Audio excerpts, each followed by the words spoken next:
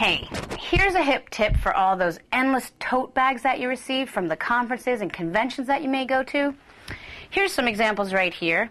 Now, not only can you use these to head to the beach, or I like to use them in the back of my car for garbage or my pets' toys and so on. Well, here we're going to use them in the household. Here's what I need you to do. Go into each room in your house and hang one of the tote bags on the back of the door. Now, what I find helpful is you can use this for, let's say you went to the store and you bought a ton of stuff that you mean to return but you just never do. Go ahead and throw that in the tote bag. And then when you're on your way to Macy's or you're on your way to go return it, you just grab the tote bag and go.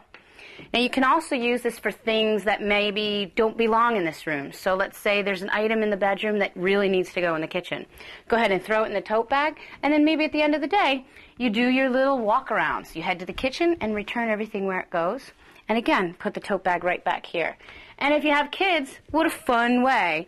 Okay, so maybe little Bobby wants to use the Universal Studios tote bag. And maybe Dad or Mom would use the fancy one. What is this one? A little paramedic bag. And this one I think is from London.